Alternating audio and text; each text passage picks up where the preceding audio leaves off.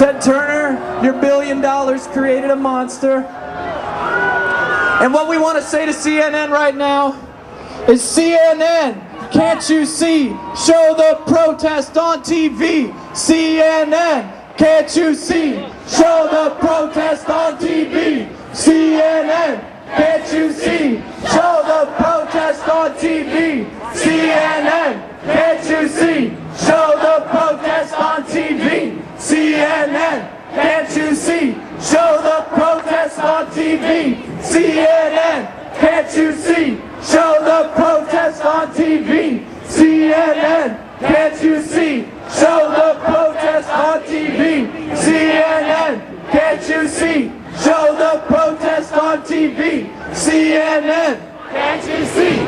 Show the protest on TV. CNN, can't you see? Show the protest on TV. CNN, can't you see? Show the protest on TV. CNN, can't you see? Show the protest on TV. All right, everybody, I think they heard that all the way in Atlanta. And I'm gonna ask everybody who so heroically held a banner, everybody who held a banner in this demonstration, they get a round of applause, because it's windy out there today. It's windy.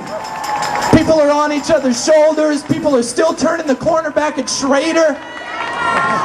We got 10,000 people here today in the streets of LA. How's that? When they say it can't be done, when they say Clinton or Obama or McCain, you're the only ones we can show, because that's all that matters. We say no, the war matters. The 1 million Iraqi dead, the 4,000 US troops, the war matters. So if you guys who are holding those banners and held them well, if you could put them down right now, we're going to have a program, we're going to have speakers, you can go to tables, you can get t-shirts, but we got a great program, so stick it out, everybody. It's going to be fun. We got Cynthia McKinney, the former congresswoman and U.S. presidential candidate, who is not a sellout. She's a true anti-war candidate. We got many people. We got many musicians. We got celebrities like Mike Farrell. We got Ron Kovic here today. So let's keep it loud and keep it strong, everybody. If you want to put your banners up here by the stage, you can do that. Make it easy on yourselves. Please do that. But right now, to greet everybody, I want to give you the interim general manager of KPFK and the executive. Brothers, do you look beautiful? I wish you could all be up here looking at you. You would understand how powerful, how large, how militant, how determined you look and sound. You know, we're in front of CNN today for one very, very simple reason.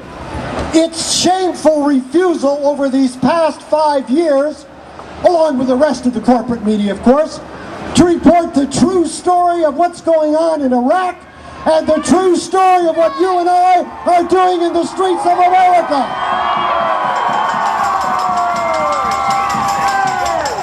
And that shouldn't surprise us. They belong to that same corporate monopoly that Bush and company depend on to carry on their dirty criminal wars. They don't want our attention on the war. They'd rather have us turning on to what they now call every day on CNN, Election Bowl. Bullshit. Yeah, they've turned it into a sporting event.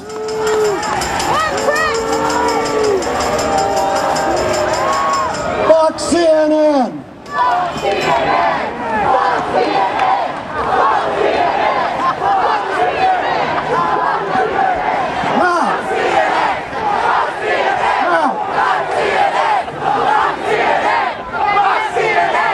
Fuck CNN. Now, sisters and brothers, it would be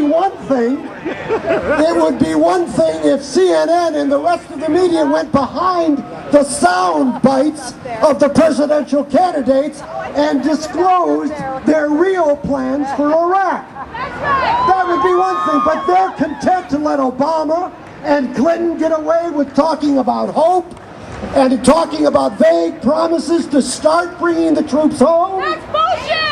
And that, of course, is not their real programs. Never mind that Obama wants to keep tens of thousands in troops in Iraq for what he calls counterinsurgency actions. That's right. Never mind that Clinton says she expects to have U.S. troops in Iraq at the end of her second term of office. So that's why we're here in front of CNN. The corporate media simply doesn't want the American people to know that neither Clinton or Obama plan to get us out of Iraq until their Wall Street backers have gotten their greedy hands on Iraq's oil. Hell, you know you're in trouble when the only honest one of the bunch is John McCain, who tells you he wants to keep troops there for 100 years. Yeah. And you know why it's 100 years? Because that just happens to coincide, my friends, with the amount of oil that is still remaining under Iraq's soil. So sisters and brothers, let's not be stupid this election year. Let's not fall into the trap of believing the corporate-backed politicians of either party. After all, this war was authorized by both major parties. It continues to be funded by both major parties, and neither party intends to leave Iraq until they get that oil. But sisters and brothers, you and me, can finally end this war if only we will remember what? Remember our own history. The history of our victorious movement against the U.S. war in Vietnam. Remember, the war in Vietnam ended under Presidents Nixon and Ford, not because they were men of peace, but it ended when it did only because of the victories on the battlefield by the insurgent forces, the liberation forces of Vietnam, together with a massive movement of people like you and I in the streets of America and all over the world.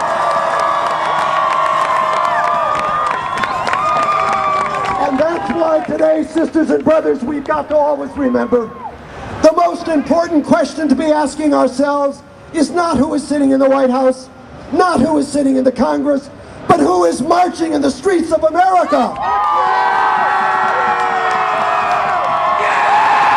And so today we send notice to the war makers in Washington once again, and to the presidential candidates of both major parties. Issue your formal phony promises. Hide your true plans for Iraq from the American voters, if you will. Lie to the people, if you will. But we, the people of this country, will not be fooled. We, the people of this country, will keep marching and keep demonstrating and keep sitting in and keep protesting, remembering the power of the people. And we're going to keep doing it until every last U.S. soldier and every one of those 100,000 mercenaries are brought home from Iraq. Out of Iraq now! Bring them home now! Bring them home now! Thank you, sisters and brothers. And now it is my pleasure to introduce to you the co-chair of this rally today, brought to you by the Answer Coalition and 100 of other groups, peace and social justice groups in our town. Please, a warm welcome for Jennifer Caldwell.